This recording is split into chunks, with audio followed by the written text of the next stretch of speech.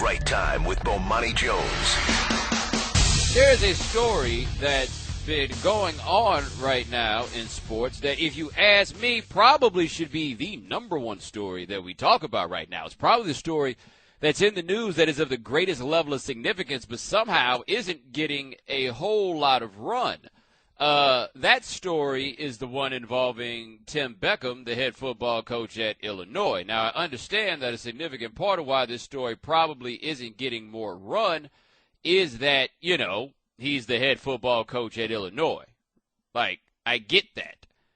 However, when one of your former players gets on the internet and he says, I saw a coach attack a player in 2013, and he says that he has been forced to come back too soon after injuries, after surgeries, and then another player comes in, and he says that he wound up in the same situation and that he was basically put off the team, suspended from the team, and then his mom called the NCAA to ask some questions, and then magically the young man winds up back on the team. That same young man says that the head coach, after he wound up back on the team, was calling him in the office every 2 days to tell him that he had to take a drug test, as if he was trying to find a way to force him off of the team. Where that young man also says that head coach Tim Beckman would consistently try to get him to sign a terminator letter, is what they called it, that would get him to sign away his scholarship. Yeah, I would think those things would be kind of big, wouldn't you? I imagine that quite a few of you who are listening to this program were unaware that this story had even come up until now. But that's what you got with Tim Beckman. All right? Now, of course, we'll find out what is or is not true, or hopefully we'll find out what is or is not true. But the consistent theme that we've had from the two former players that I'm naming that have talked about Tim Beckman is the idea that once players wind up on the team, they become powerless. And that once they wind up on a football team, a scholarship is being held over your head at every turn. There's a line of former players, guys who played for Beckman, who said the same thing. Beckman coached at Toledo. A former kicker at Toledo said Beckman, quote, always threatened people to take their scholarships. That was his thing. Here's another former Toledo player. Find any way possible for you to break a rule if you didn't like a player. Like, that's what it is. That's what's being said about this dude. Now, Illinois says they're going to have some private firm investigate and look into the allegations, and it will be very interesting to see what they find as they look into the allegations. And the reason that it'll be very interesting to see what they find as they look into the allegations, of course, is the fact that while at Illinois, Tim Beckman is 12-25. Right. 12-25. I got to tell you, when you're 12-25, those investigations, man, it's a good chance it might break against you when you're 12-25. Okay? Like, if Tim Beckman had gone 11-2 last year, we might be talking about something completely different. But we're not. And we're here. So let's see what Illinois winds up doing. Now, I understand that many of you are familiar with me in this here radio format. You may have seen me on television, but on television you don't have a great chance to expand upon some of your views and what you think. I think that there is no issue in sports, the sports that we cover, that we follow at this network and in this country, really. I think that there is no issue of greater social import than what happens with college athletes. They are absolutely powerless in the situations that they are in. Now, I understand a lot of you guys like to say, and thank you to my man Jimmy who tweeted, I've been saying Beckman when I'm in Beckman. My bad. Now, there are a lot of you guys who operate under this thinking that a college athlete receives a scholarship and therefore they don't require any other level of compensation.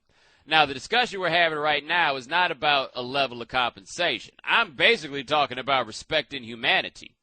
And what you have to understand is that since the guys don't get any level of compensation, you kind of set a tone that makes it very difficult for the players to truly be treated with humanity. With all the money that flies around in college sports, hell, at this point, even in high school sports, we're in this weird thing where I feel like there's a lot of guys that coach college football but they don't actually like kids? Like, you recognize that there would be a problem, right? But you see this very often. Bobby Petrino is a great example where you wind up in situations where the guys will talk about how they come to talk to Bobby Petrino, and Bobby Petrino would tell them, don't talk to him, talk to the position coach. Because, hey, man, a lot of guys are out here for this bread and the prestige that comes with being a coach, but they don't actually like kids. So you wind up in this thing, and there's so much that you can achieve personally as a coach. And there's so many goals that you can achieve, but how are you going to achieve those goals? You're going to achieve those goals on the backs of the players that you have on the field. That's how it's going to be done. And what you wind up with, man, is these cats are pushing and pushing and pushing and pushing and pushing. And they're pushing a lot of people who simply don't have means of recourse. And so if you're pushing guys who don't have any recourse against what you're doing, and they don't have any backup, then what winds up happening?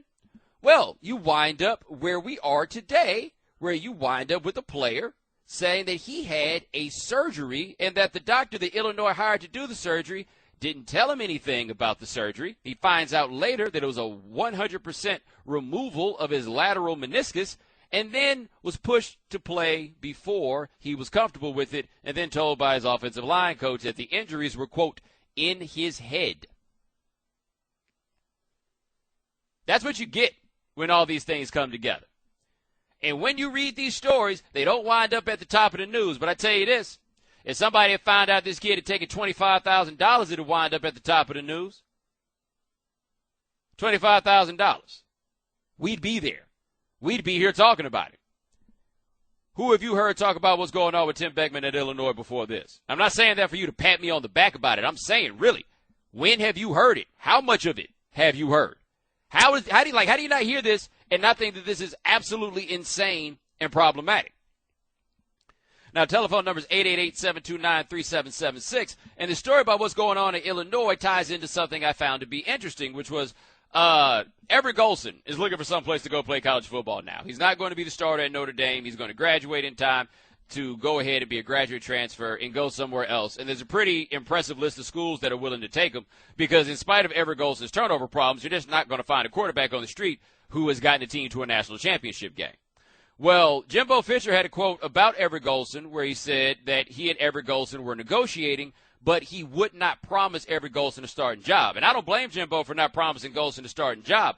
But what got me was how many people bristled at the notion that Jimbo Fisher would call it negotiations, like all this stuff hitting a transaction. Like, all recruiting things are not transactions. Like, there aren't deals and things that have to be done. That's how it works. The guys don't get paid. You don't want them to be able to negotiate? What the hell do you want them to do? How do you decide where to go? If there's not some measure of negotiation, you're just supposed to buy that game that dude spits at you? Hey, man, you spit me some good game. That's all you're supposed to do? The only leverage a college athlete has is when it's time to choose a school. That's it. And then you wind up with people resenting the notion of the idea that they might be negotiating. But guess what? Go look what happens after they sign those letters. Go look what happens after they sign those forms. Go look what happens after they sign up to go on campus. You wind up in situations that these kids are alleging that they're in with Tim Beckman. That's how that stuff winds up going. So you see coaches over and over again. You saw with the dude at Rutgers, the basketball coach throwing balls at people. You see all the time what little recourse college athletes have, and all you worried about is whether somebody's out here getting paid.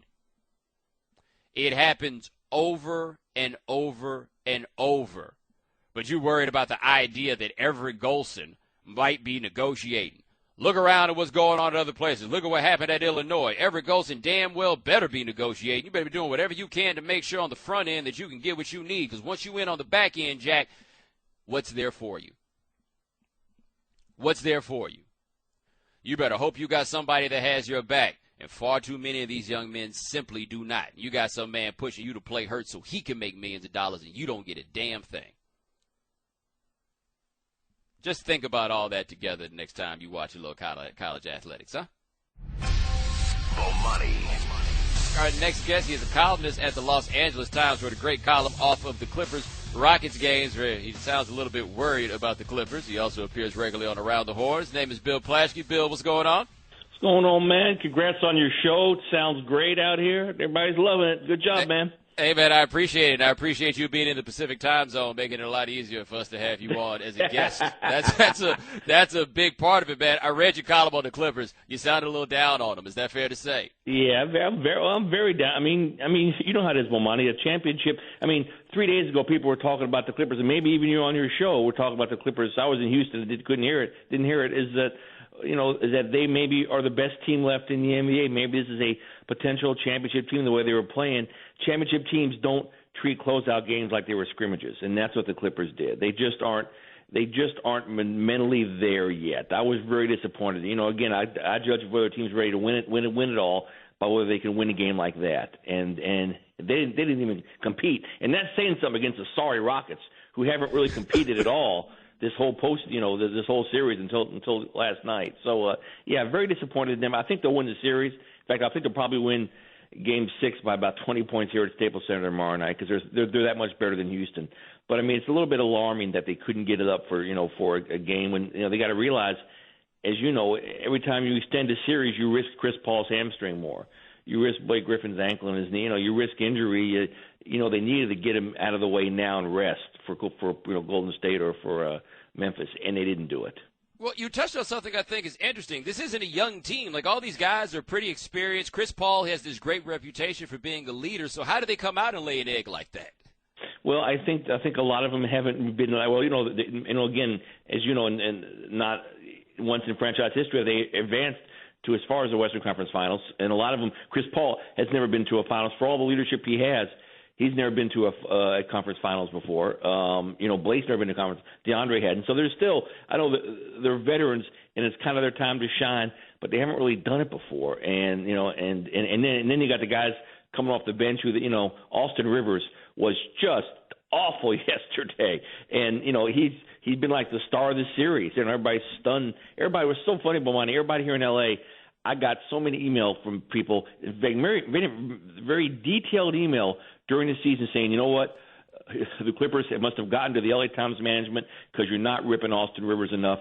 You need to rip him more. He's the worst player in basketball. What's wrong with you people? There's a conspiracy theory going on out there. People were killing him, killing us, and then suddenly they're chatting Austin Rivers as soon as he does well.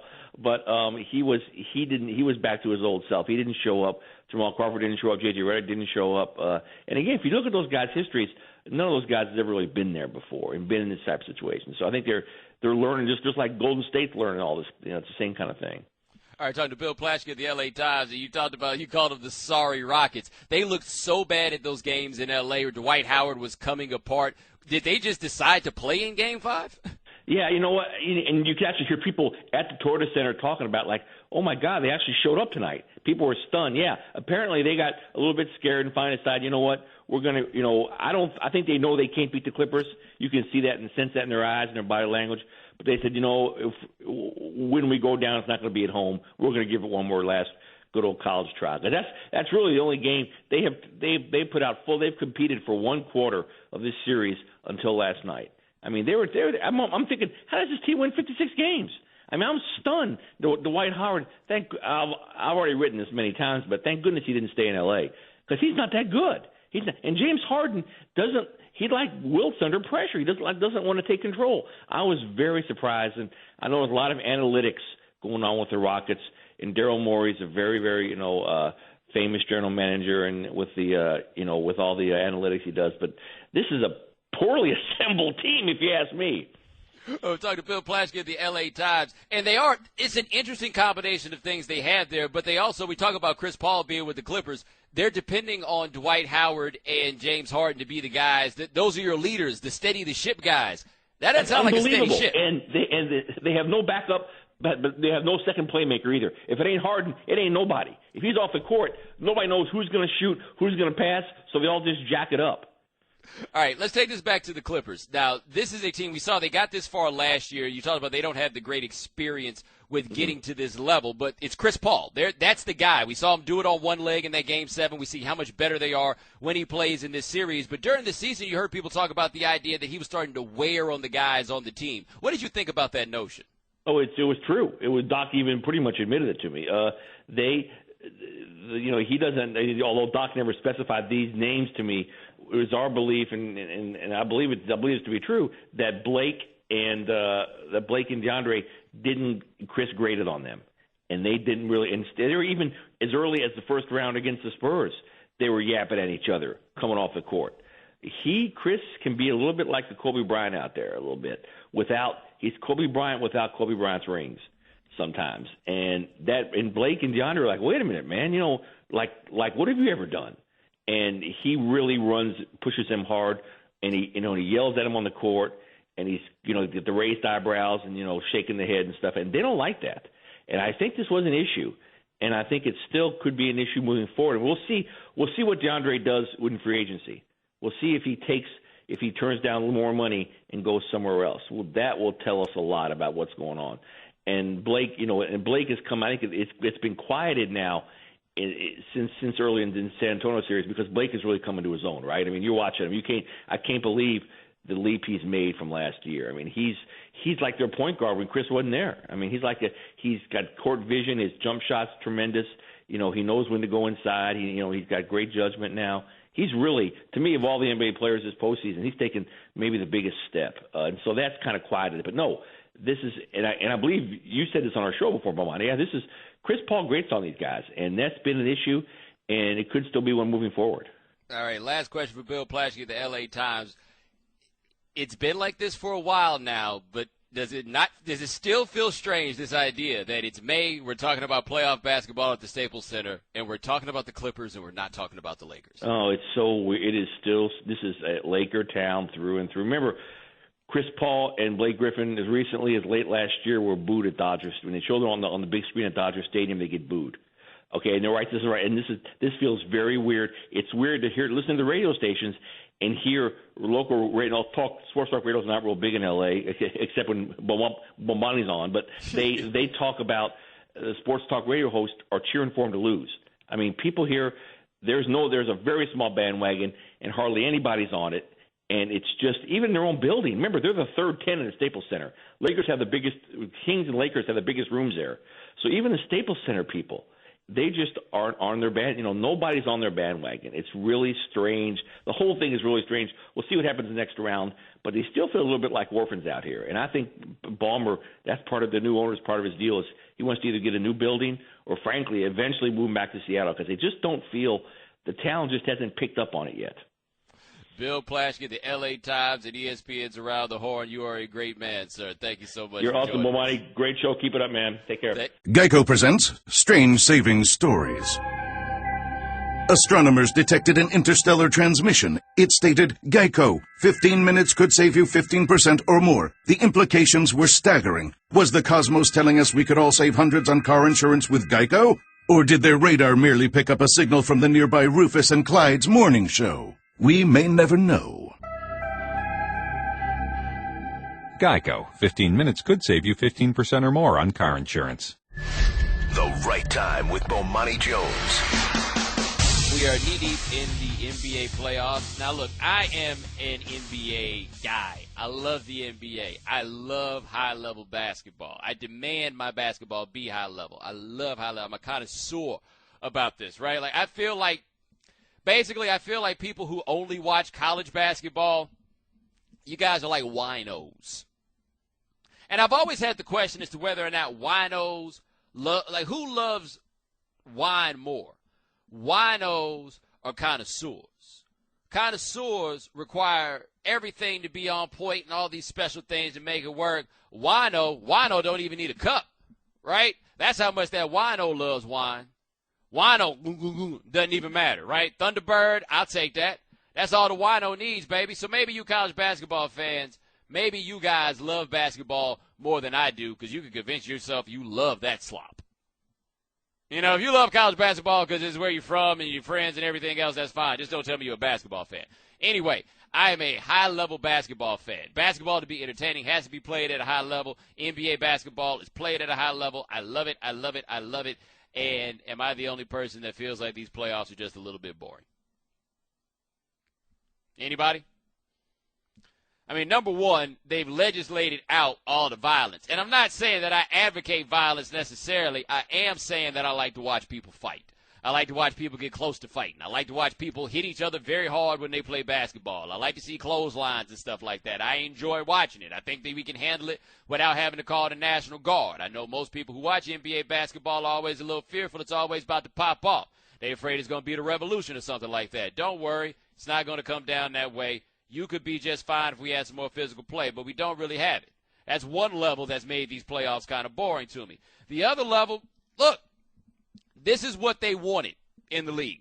They wanted this to be a little bit more like the NFL. They wanted to give this illusion that any team had a chance to win a championship.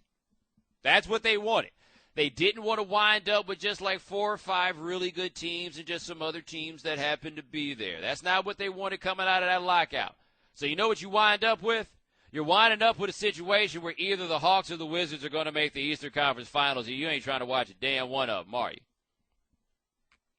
You're not. You're not trying to watch either one of them. We need a juggernaut so bad. Like, we don't even necessarily need a villainous juggernaut necessarily like the Heat have become for most of the country. But I'm 34 years old. The only time that there has not been a juggernaut-type team in the NBA, it's almost like individual seasons. I would say 1994 because I would have considered the 95 Rockets, 95 Magic with Shaq and Penny to be like approaching that juggernaut level. Like, they were fascinating. You just want to see them. You know what I mean? We don't have that in the league right now. Like, there's just no team in the league that you just have to see. There's none. That includes the Cleveland Cavaliers, who have LeBron James and Kyrie Irving. And JR. Don't forget about JR. But there just seems to be nothing in this postseason that you just absolutely have to see. Like, I can't miss it, that this is what it's got to be. We don't have it. That's a little disappointing for me at the very least. Like, you look at the West. This might wind up being better in the West if we wind up with a Clippers-Warriors Western Conference Finals because, you know, they really don't like each other. And then you'll have the star power of Chris Paul and Blake Griffin, and then you can get Steph Curry in there. We can pretend like Klay Thompson is that kind of star if you want. That's cool. That's good enough. We can do that. That's fine. But we just don't have it so far. We really don't. Like right now, Hawks-Wizards has been insanely competitive. John Wall is back amazingly with 5 fractures in his wrist. But nobody seems to care about that series. Like, be square with your boy. Do you care about that series? Do you care who wins Wizards and Hawks? If I told you that it was going to be Wizards and Hawks tomorrow, would you have to make plans to watch that? I mean, that's a team that won 60 games, the Hawks. They also happen to be a team that has given some dude named Mike Muscala significant playoff minutes. If either of you heard of Mike Muscala, I'd never heard of Mike Muscala until he hit that shot against the Wizards in, what was it, Game 4 or Game 3? Whatever game it was that Mike Muscala hit that shot. That was the first time I'd ever heard of him in my life, and he plays for a team that won 60 games. You hadn't heard of him either. He only played 8 games for the Hawks. You don't know where he went to college, any of that, unless you, too, went to Bucknell. And that's what we got. So, look, Warriors Grizzle, I'm with that. I'm always down to watch the Grizzle. Great crowds. You know what I mean? They're going to take it back to Memphis. They're going to be doing all that ridiculous Memphis stuff. We've got something there. That one I'm down to watch. The Bulls and the Cavs. Like, that's an interesting series, but it still feels like it should be more interesting than it's been. Like, these are teams with history with one another, even though a lot of that has been without Derrick Rose. Like, they've played in the playoffs in the interim between those two, between the 2011 series LeBron rather. The 2011 series is now. You had this going back. Remember, Joakim Noah would be out there trying to guard Shaq, and he just couldn't get around him. Joakim Noah, by the way, they lose this series, I can't imagine how irate he's going to be. He hates LeBron and Cleveland so much. But we just don't have it. We don't. And my question is that a byproduct of that collective bargaining agreement? Look, if they hadn't changed that collective bargaining agreement to make Dan Gilbert feel a little better that LeBron James had run away from home, my money says that LeBron is still in Miami because there's still a way with the money for Miami to go and add players, like add good players. Because, look, here's the dirty secret about the NBA. You pull up all the teams that are in the NBA, and you ask yourself, if I were in my prime and I were an NBA basketball player, would I want to go sign to play in insert city here as a free agent? Like Atlanta, I'd be down to live in Atlanta. Young black dude with a pocket full of money, ain't a whole lot of better places to be. Only thing is, no one ever goes and signs with Atlanta. Cleveland? No. Chicago? Just a little bit cold. Toronto? Same. Washington? I could make it work. Milwaukee? Funny. Boston? Funnier. Brooklyn? Nah. Those are the top 8 teams in the Western Conference. All right? Those are the top 8 teams in the Western Conference. You can go back through the rest, and in the East, I'm sorry. You go back through it in the East, it's a bunch of cold places or places you don't want to live, and then it's Miami. So if Miami's offering you money close to what Indiana's offering, where are you trying to go, dog? You trying to come down here to Miami. Take it from somebody who's been living in Miami for the last couple of years. This place is a little bit weird. I don't think I want to spend the rest of my life here, but I sure do wish I was here when I was 27. You go over to the West, like maybe the Clippers will get guys that want to come play in L.A. and want it so bad that they'll come play for them. But, like, real live free agent destinations in the West, Houston, because it's good to be an athlete in Houston. Los Angeles, you might be able to make it work for you like you want in Dallas. If you're old, you can do Phoenix or San Antonio or, any of those places with no state income tax. But the dirty secret of the NBA is there just aren't a whole lot of places that you really want to go play. There just aren't, right? Since there aren't a lot of places that anybody just really wants to go play, those people who own teams in places that nobody actually wants to go play if they have any other choice tried to make it a situation where they could throw all their money at a person and be like, see, now you have to stay because they know nobody else will go there of their own free will. So they set this up where you could not have this superstar monopoly, or you had to pull off some real magic to get you with a team with a bunch of really good players. The league is better when you got a small handful of teams with really good players. The league is also better when the Eastern Conference is good. The glory days of the 1980s, the part that nobody ever talks about, there was a relevant team in Boston. The Knicks, especially after they got Ewing, were a relevant team. You had a relevant team in Washington, D.C., You had a relevant team in Detroit, and that was at a time where Detroit meant more to America. You had a relevant team in Chicago. All these major areas had relevant teams. You know what we got right now in the playoffs? A bunch of pretty good teams. And basketball, to be enjoyed, should be at high level. Watching a bunch of pretty good teams, you can leave that to the college fans. You really can. But that's what we've got in these playoffs, and I feel like if you don't feel a little boredom in this, I don't think you're telling the truth. It just hasn't been that much fun. And now, for Geico's edition of Stuff Found in Your Car, we go inside your side door pocket. Hello, yes, the crumpled receipt with gum in it. From your anniversary dinner, you sprang for expensive wine, your server was Beth. That dinner was a couple $100. Money you could get back if you switched to Geico and saved hundreds of dollars on your car insurance. I bet you'd save that receipt. Frame it even. But really, where did I go wrong? Was it the corkage fee? Geico. 15 minutes could save you 15% or more on car insurance. Visit geico.com today. The Right Time with Bomani Jones. I'm not sure if you guys have seen a comedy special called For What It's Worth. It's Dave Chappelle at the Fillmore in San Francisco. And he's got this famous segment where he talks about how after 9/11 he was watching MTV. And the next thing he knew, they were going live on 9/11 to Ja Rule. Because that's who America needed to hear from in that moment, was Ja Rule. Right. And he's like, what was America ever going to do if they did not hear from Ja Rule? Right? And so they went and got Ja. If you need a real joke, I was looking the other day, last week, Fox Business had Ja Rule, who's out of jail now after doing a little bid for tax evasion. Ja Rule was on Fox Business talking about the presidential election. In case you're curious, he says he likes Jeb Bush. I'm not making that up. That happened in real life. Anyway, I say that to say that sometimes things come up and we just have to get the opinions of famous people on what it is that has gone down, right? That's how we feel about these things. Well, there was a famous person on the ESPN campus today, and someone with a particular insight, perhaps, on the whole thing about the footballs that didn't have as much air in them as they used to have, or they should have had, right?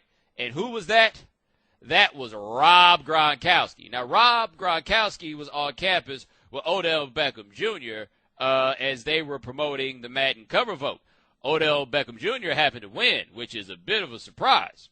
Anyway, everybody, look, this is how it works if you work at a place like ESPN or any journalistic entity, is that if you come across Rob Gronkowski and he's there, you got to ask him about deflating the footballs. At the same time, Rob Gronkowski sees himself as being there to talk about the Madden cover. Now, this is the trade-off that we make in this game, and this is why you often see awkward interviews. A lot of times we get interviews with people because we're going to help them sell their products. Like, nobody actually wants to talk to us, right? We got to make a trade. So you out here selling something. How do you think we get all these people on? Highly questionable. Like, we might be able to get a rapper to come on just to do it, but they normally have albums out too, right? We got to make a deal. So we made a deal with Gronk. Gronk going to come on TV. They talk about the Madden cover, but don't nobody want to talk about the Madden cover. We talk about your Madden cover at the beginning. We talk about your Madden cover at the end. That's what we got. But in between, we've got to ask Rob Gronkowski about the biggest topic of the day because it is going on at his workplace. Now listen to this first clip. This is Rob Gronkowski putting on his cape for his man Tom Brady. I just want to start with Tom's a professional on and off the field. He's the leader of our team. He's an unbelievable player.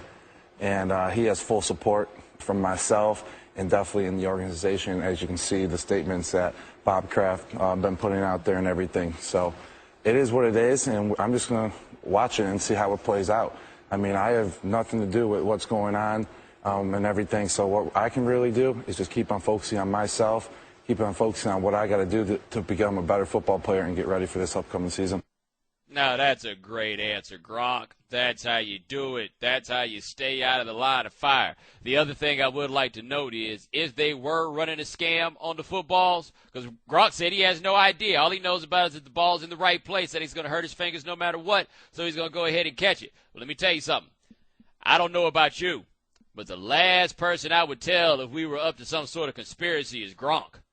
That's the dude that'll mess around and tell on you. Like, Gronk is little brother. You know what I mean? He's the dude that'll mess around and tell on you. So we're coming to Gronk with questions, but all we can really ask Gronk to do is give us answers that involve his thoughts on the matter of what he's been considering. Do not forget, ladies and gentlemen, Gronk is a man who admitted in public that he has not read a book since the 9th grade. So we keep asking this man to talk and to think and to theorize about this whole deflate situation. And, you know, after a while, Gronk felt a little deceived. Check this out. He was asked about the Tom Brady thing one more time. He's talking to Jay Crawford. Gronk finally just had to let it go. Whoa, these are a lot of questions, man. I thought we were here for the cover vote. Right. Let me tell you something I like about Gronk. Gronk, at the very least, has got this figured out. And here's what I mean. Gronk is entertaining, right? But when's the last time Gronk said something? Like, said something. I don't mean him getting on the video for Bleacher Report and telling that D's joke. No. I'm not talking about that. I'm talking about the last time that Gronk gave you an insight. Do you recall that? Because that's not what Gronk is for. He's not here for insights. He's not providing insights. There's nobody in the, I feel very confident saying, there is no one literally on planet Earth when they are trying to consider an issue where they're like, you know what? Let me see what Gronk thinks about this. Maybe he'll come up with something I hadn't thought about. You think anybody does that? Really? Who do you think does that? Like, one day I'm sure that Gronk will procreate, and there will be some kid who will do that for a little while before he looks up and realizes, I don't know about that. No. We're just sitting Gronk around, and we're asking Gronk all these questions. But we know what we're doing with Gronk. We're hoping, wishing, praying that Gronk gives us one thing that we can run with. Because Gronk comes up there and talks on the ESPN show, and Gronk says one dumb thing. One dumb thing. And we're riding that thing all the way out. We are making a full day of programming. It's all hands on deck. Gronk says footballs felt soft that one time. All hands on deck. We're on it all day long. So as much as I could joke about Gronk and talk about Gronk having not read a book since the 9th grade, let me tell you something that Gronk has figured out very quickly. When we are trying to get over on him, I think it was, I guess it had to be a couple years ago, whatever it was that number 80, well, he's in jail now, I can say his name. Whenever it was that Aaron Hernandez had gotten busted, Gronk was doing something to promote, I forget what Gronk was promoting, and they hit Gronk with all these different questions about Aaron Hernandez, and he figured out very quickly, oh, y'all are trying to get me. And he didn't say much of anything. You got to have a certain respect for a man that at the very least knows when y'all are trying to pull a fast one on him. And that's basically what anybody's doing if you're asking Gronk these questions about Deflategate. Like, if you ask him a second question, then we're just trying to get you. You ask the first question because you have to. But he ain't going to tell you. He ain't going to say anything. What is he going to say? And I'm not saying this to knock Gronk. I'm just telling you what the game is. And I understand why it is a lot of times the athletes don't necessarily want to deal with us. Because there's no reason to ask Gronk a bunch of questions unless we going to get them. That's it. And if he'd got, ladies and gentlemen, we'd have ridden that all the way to the bank. So credit to you, Gronk. The okie doke, you were not falling for it.